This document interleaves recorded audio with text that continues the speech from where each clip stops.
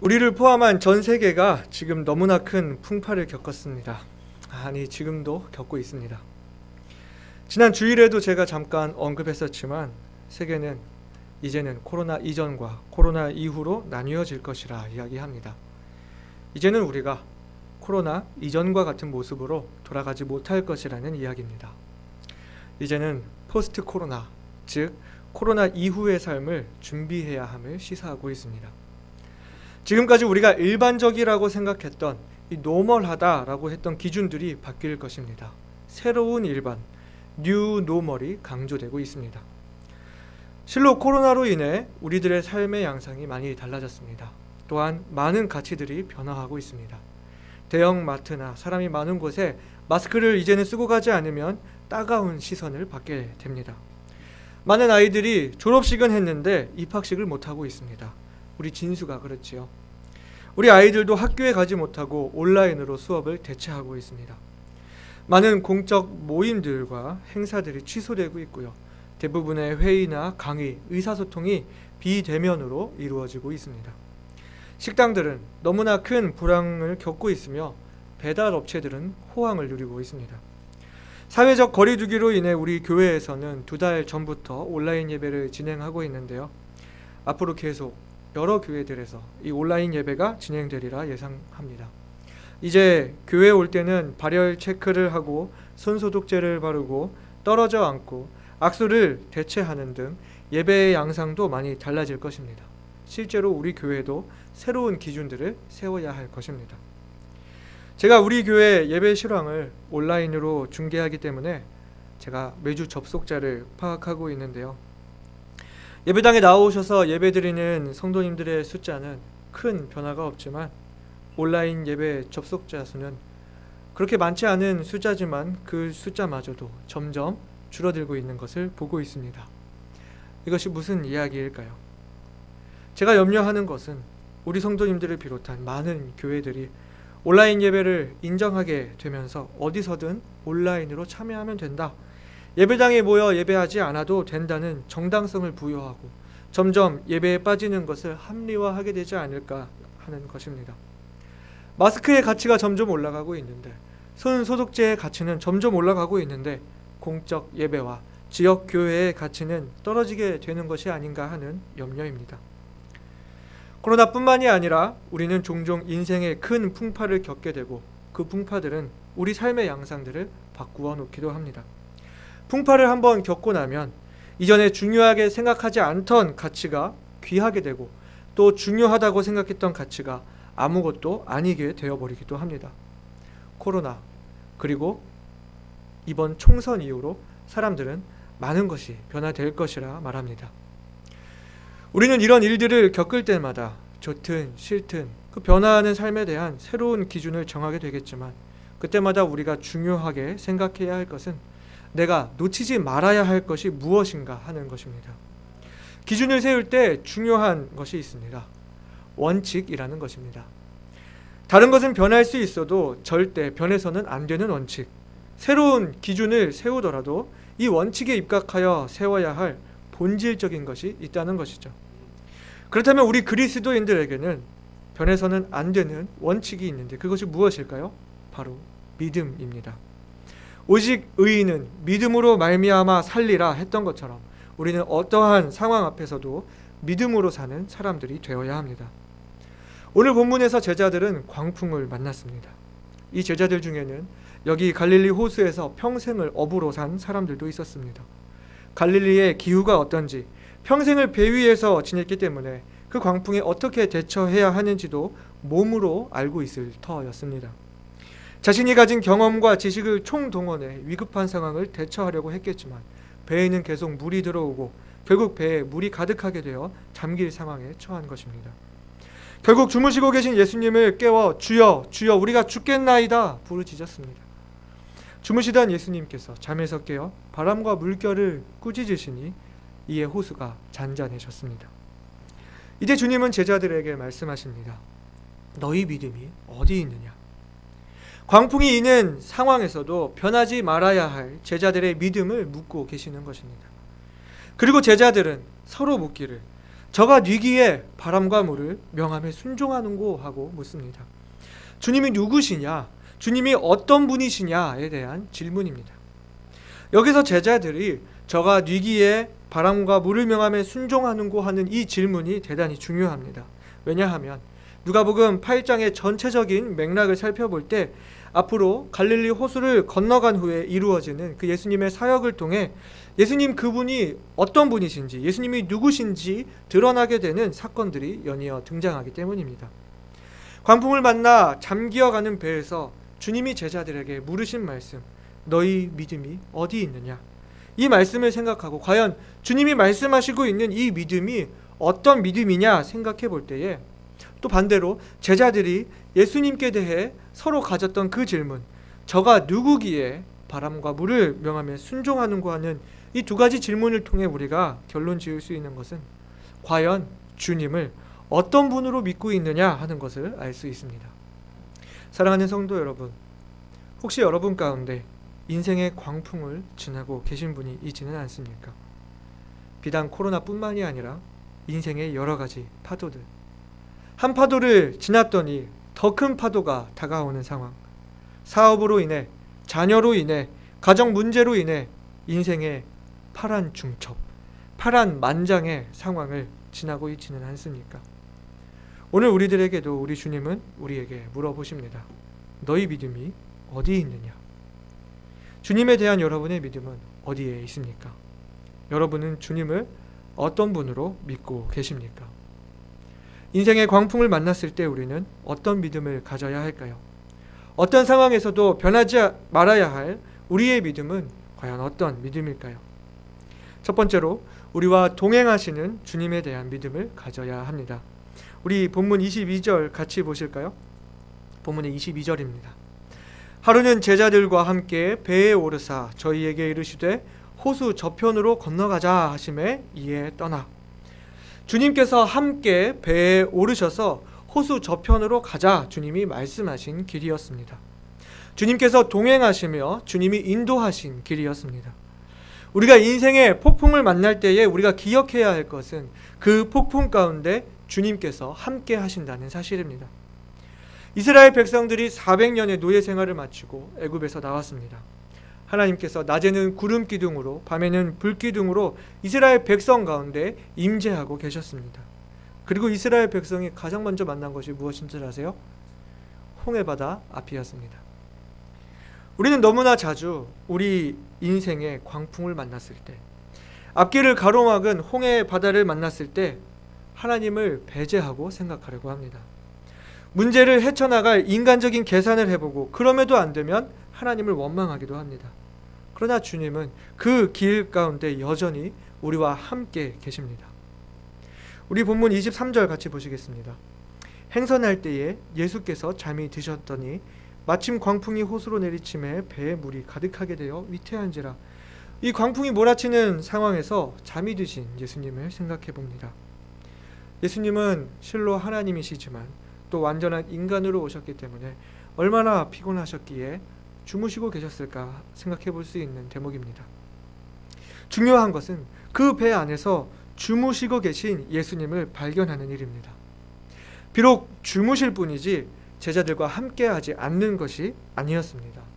주님은 처음부터 지금까지 제자들의 여정에 계속 함께하고 계셨던 것입니다. 우리가 가져야 할 믿음은 내 곁에 계신 주님을 부르는 것입니다. 우리는 때때로 인생의 광풍을 만납니다.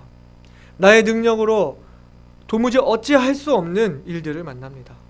내 통제 능력을 벗어나는 일들을 만나는 것입니다. 넘실거리고 있는 그 파도는 내 주변에 일어나고 있는 상황들을 말할 수 있겠고, 또 배에 자꾸 들어오고 있는 그 물은 당장 나에게 닥친 어려움들을 생각할 수 있을 것입니다. 우리가 모든 것을 할 수 있을 것처럼 마치 그렇게 살다가 이런 일들을 만날 때 우리는 두려움을 느낍니다. 제자들이 예수님께 주여 주여 우리가 죽겠나이다 외쳤던 것처럼 넘실대는 그 폭풍을 보고 배에 차오르는 물을 보고 잠길 것만 같은 이 상황을 보고 가진 두려움이 함께 계신 예수님에 대한 믿음을 뛰어넘는 상황이 얼마나 많습니까? 인생의 광풍이 몰아칠 때 주님은 우리에게 물어보십니다. 너희 믿음이 어디 있느냐? 네가 넘실거리고 있는 저 파도를 보느냐? 물이 차오르고 있는 그 배를 보고 있느냐? 아니면 너희 곁에 있는 나를 보느냐? 사랑하는 여러분, 우리의 믿음은 어디에 있습니까? 무엇을 바라보고 계십니까? 바로 지금 여기 함께 계시는 주님을 부르시기 바랍니다. 도무지 자기 지식과 경험과 힘과 능력으로 타파할 수 없는 상황에서 결국 제자들이 한 일이 무엇입니까? 주무시는 예수님을 불러 깨운 일입니다. 제자들이 예수님을 불러 깨웠던 일은 인생의 광풍이 몰아칠 때 사람들이 할 수 있는 가장 일반적인 반응이지만 우리가 할 수 있는 유일한 반응입니다. 우리는 주님을 부를 수밖에 없습니다. 그러나 우리가 주님을 부를 때 주님은 멀리 계신 것이 아니라 내 곁에 나와 함께 하고 계시다는 것입니다. 제가 집을 나와 혼자 지낸 지도 벌써 5년이 다 되어 갑니다. 혼자 지내면서 가장 외로움을 느낄 때는 역시 아플 때인 것 같습니다. 제가 좀 체질이 잘 체하거든요. 약간의 책기를 가지고 잠에 들었다가 한밤에 얹혀서 잠에서 깨면 누가 등 좀 두들겨주면 참 좋겠는데 하는 서글픔이 있습니다. 한밤에 자다가 어디가 안 좋아서 깼을 때 도움을 청할 사람이 없는 그 외로움은 아마 겪어본 사람만이 아실 것입니다. 인생의 광풍이 몰아칠 때, 내가 외롭다고 생각이 들 때 우리가 기억해야 할 것은 우리는 혼자가 아니라는 것입니다. 언제든지 불러 깨울 수 있는 주님이 내 곁에 계시다는 사실입니다. 네. 다니엘의 세 친구가 풀무불 속에 들어갈 때 그 불 속에서 함께 하셨던 바로 그 주님께서, 광풍을 만나 잠겨가는 배에서 함께 하시며 풍랑을 잠잠케 하신 그 주님께서 바로 지금 우리와 함께 하신다는 사실을 믿고 주님께 나아가는 저와 여러분이 되시기를 소망합니다. 인생의 광풍을 만날 때 우리가 가져야 할 믿음은 두 번째, 우리의 삶을 계획하시는 주님에 대한 믿음을 가져야 합니다. 다시 본문 22절로 돌아가서 보시겠습니다. 주님께서 제자들에게 말씀하시기를 호수 저편으로 건너가자 하셨습니다. 주님께서 호수를 건너가자 하신 목적이 있을 것이었습니다.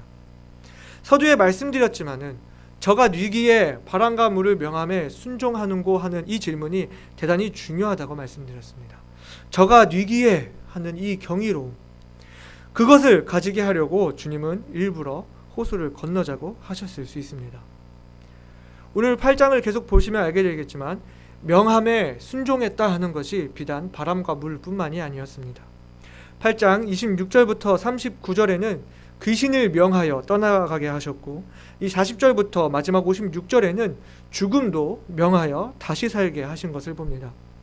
제자들은 갈릴리 호수 사건 이후로 계속해서 말씀으로 모든 것을 다스리시는 예수님의 사역을 보게 될 것이었습니다. 예수님은 이것을 미리 보여주시고자 호수를 건너가자 말씀하신 것입니다.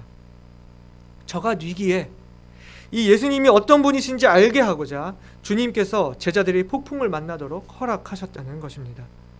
이를 통해 우리가 알 수 있는 것은 우리의 삶이 주님의 계획 속에 있다는 것입니다.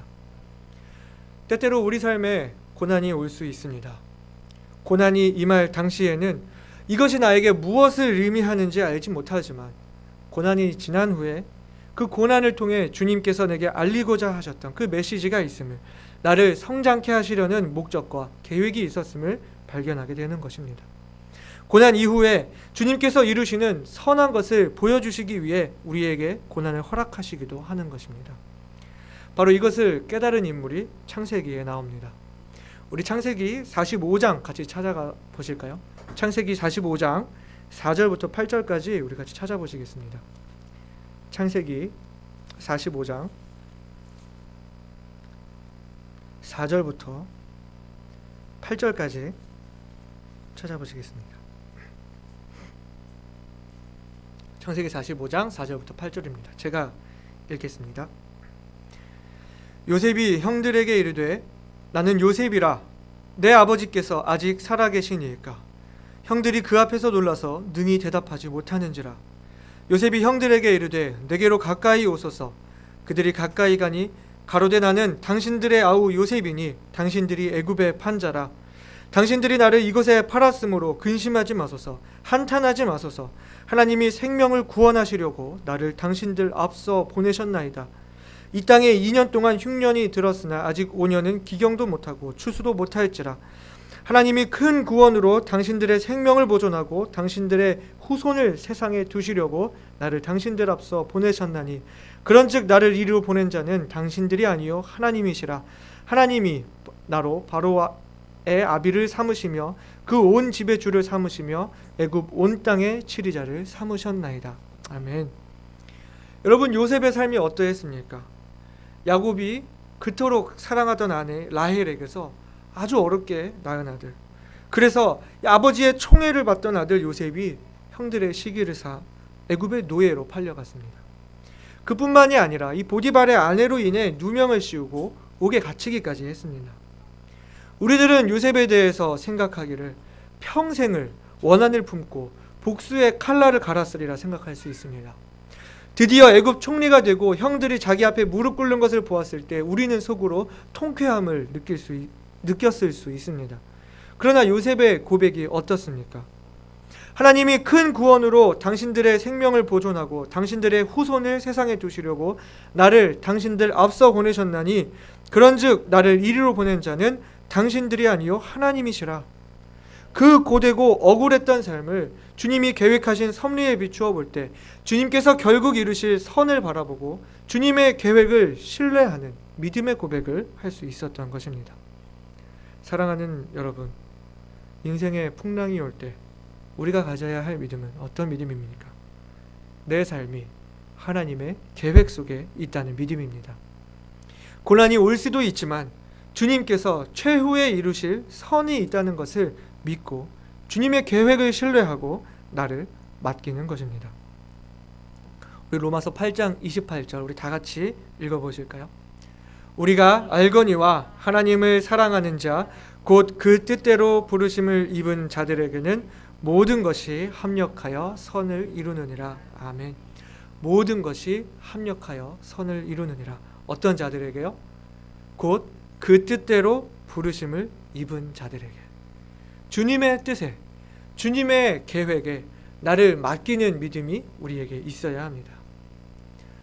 사람들을 만나다 보면 모든 일에 계획적인 사람들이 있고 모든 일에 즉흥적인 사람들이 있습니다. 이것 때문에 사람들이 서로 충돌하기도 합니다. 그런데 대부분의 이 즉흥적인 사람들이 즉흥적이게 된 이유는 계획을 세워도 계획대로 되지 않는 것을 너무나 많이 경험했기 때문에 계획을 세우기를 싫어하는 것입니다. 계획이 정말 믿을만하고 현실 가능성이 있으면 대부분의 사람들은 그 계획을 따릅니다. 어느 영화에서 나온 대사죠. 너는 계획이 다 있구나. 저축 플랜을 잘 가지고 오는 자산관리사에게 내 돈을 맡기고 미래의 길을 잘 제시해주는 멘토에게 사람들은 인생을 내겁니다. 제가 지난번 목사님의 설교에서 제 머릿속을 계속 맴돌던 한마디가 있었습니다. 우리 주님은 위대한 일 전문가라는 말씀입니다. 우리 하나님은 우리 인간들도 할 수 있는 수준의 일을 하시지 않습니다. 주님이 이루시는 일은 보통 일이 아닙니다. 주님은 위대한 일 전문가십니다.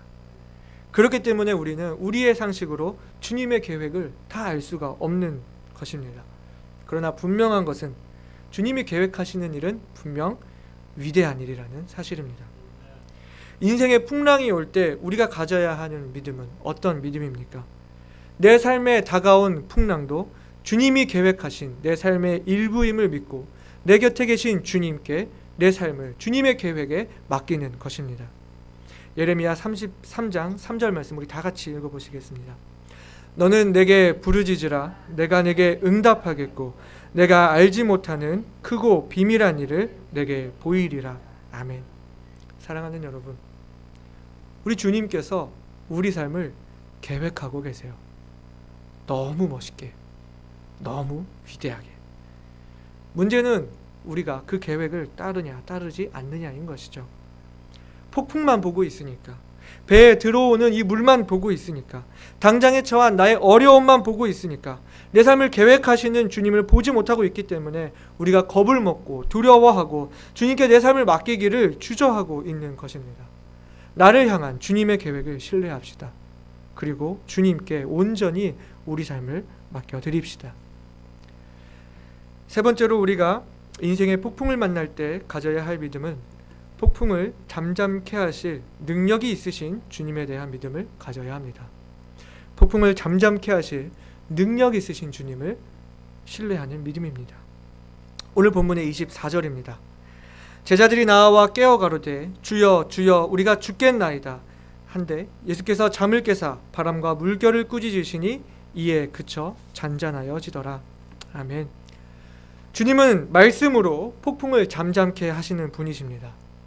주님은 자연에게 명령하시며 귀신에게 명령하시며 죽음에게 명령하시는 분이십니다. 말씀으로 세상을 지으신 하나님이시며 천지 만물을 주관하시는 분이십니다. 우리에게 고난을 허락하시지만 그것을 거두어 가시는 분도 주님이십니다. 그리고 그 고난 이후에 더 큰 축복을 주실 수 있는 분이 바로 우리 주님이십니다. 사무엘상 2장 6절과 7절입니다. 여호와는 죽이기도 하시고 살리기도 하시며 음부에 내리게도 하시고 올리기도 하시는도다. 여호와는 가난하게도 하시고 부하게도 하시며 낮추기도 하시고 높이기도 하시는도다.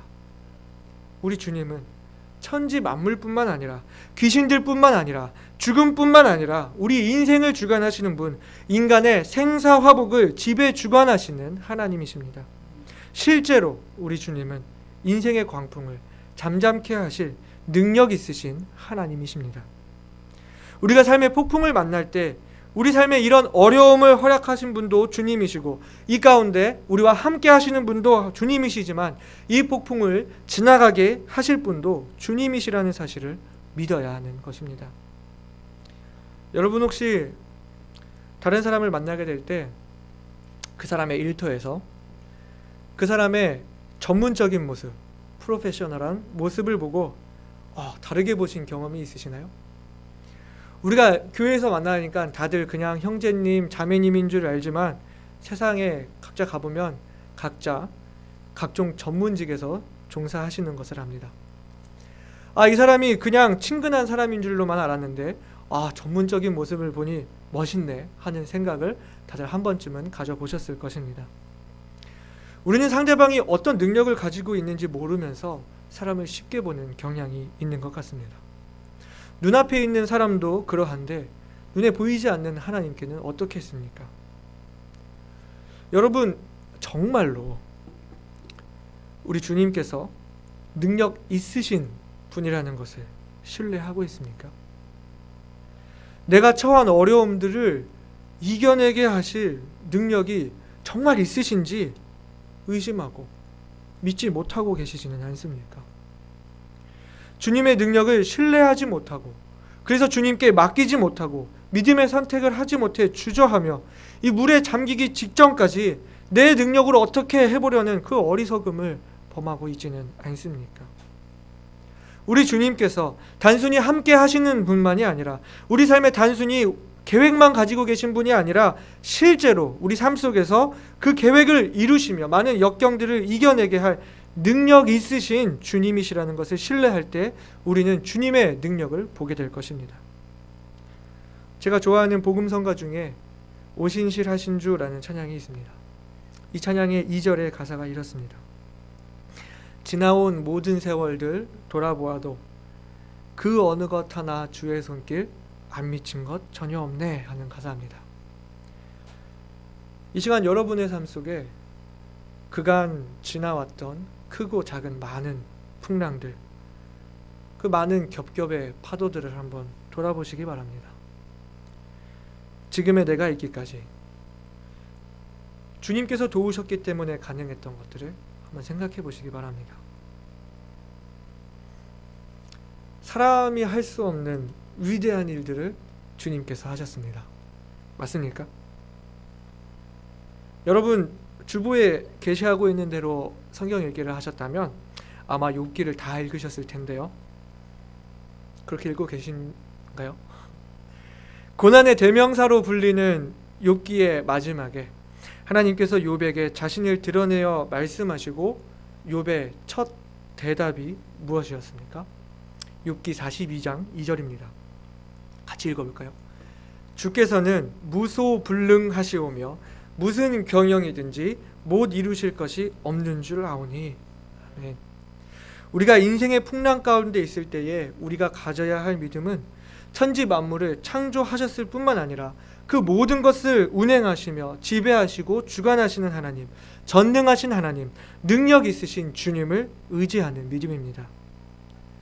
요한복음 15장 5절, 나는 포도나무요 너희는 가지니 저가 내 안에 내가 저 안에 있으면 이 사람은 과실을 많이 맺나니 나를 떠나서는 너희가 아무것도 할 수 없음이라. 우리에게 필요한 믿음은 어떤 믿음입니까? 능력 있으신 주님을 신뢰하고 주님의 능력을 구하는 것입니다. 나를 떠나서는 너희가 아무것도 할 수 없습니다. 네, 주님 맞습니다. 주님을 떠나서는 저는 아무것도 할 수 없습니다. 주님만이 저의 능력 되십니다. 주님의 능력으로 저를 붙들어 주십시오. 저를 도와주십시오. 이러한 고백이 우리의 고백이 되어야 합니다. 한 가지만 말씀드리고 마치겠습니다. 여러분은 자녀가 4발 자전거에서 보조 바퀴를 떼고 2발 자전거를 타는 경험을 해보셨습니까? 이 보조 바퀴를 뗀다는 것은 두려움을 극복하는 용기가 필요한 일입니다. 아이가 자전거를 타고 아버지가 뒤에서 자전거를 잡아주고 있습니다. 아이는 아버지에게 이야기합니다. 아빠, 뒤에 잡고 있죠? 놓으시면 안 돼요. 뒤에 정말 잡고 있죠? 잡고 있죠? 놓으면 안 돼요. 정말 놓으면 안 돼요. 뒤를 돌아서 자꾸 아빠가 자전거를 잡고 있는지 보느라고 앞으로 나갈 생각을 못하고 있을 때 아버지가 이야기합니다. 내가 잡고 있으니까 걱정하지 말고 앞을 보고 페달을 밟아. 앞으로 가. 아이가 자전거를 못 타서가 아닙니다. 두려움을 극복하지 못하고 앞으로 나아가지 못하기 때문에 아버지는 아이를 꾸짖는 것입니다. 그리고 아이가 안심하고 나서야 앞을 보고 페달을 밟아 나갑니다. 인생에 폭풍이 닥칠 때 우리도 낙심할 수 있습니다. 두려워할 수 있습니다. 그때 주님은 우리에게 물으십니다. 너희 믿음이 어디 있느냐? 여러분의 믿음은 어디에 있습니까? 넘실거리는 그 파도를 바라보고 배에 들어오고 있는 물을 바라보고 두려워하고 계십니까? 아니면 우리 주님을 바라보고 계십니까? 주님께 대한 믿음을 가지시기를 바랍니다. 주님께서 우리와 함께 하신다는 믿음, 내 삶이 주님의 선하신 계획 속에 있다는 믿음, 주님은 이 파도를 잠잠케 하실 능력이 있다는 믿음을 가질 때에 우리는 주님께서 함께 하시는 배는 절대 가라앉지 않는다는 믿음의 고백을 할 수 있습니다. 다 같이 한번 따라해 볼까요? 주님께서 함께 하시는 배는 절대 가라앉지 않는다. 주님께서 함께 하시는 이 배는 절대 가라앉지 않는다. 아멘. 주님과 함께하는 이 배는 주님이 함께 하시기 때문에 도착해야 할 목적지가 분명히 있기 때문에 주님은 파도를 잠잠케 할 능력이 있으시기 때문에 절대 가라앉지 않을 것입니다. 사랑하는 여러분, 여러분은 지금 어떤 풍랑을 지나고 계십니까? 어떤 두려움을 가지고 계십니까? 어떤 위로가 필요하십니까? 여러분의 믿음은 어디에 있습니까? 여러분은 지금 주님을 어떻게 믿고 계십니까? 고린도후서 1장 3절과 4절 말씀 같이 읽고 마치겠습니다. 같이 읽을까요? 찬송하리로다.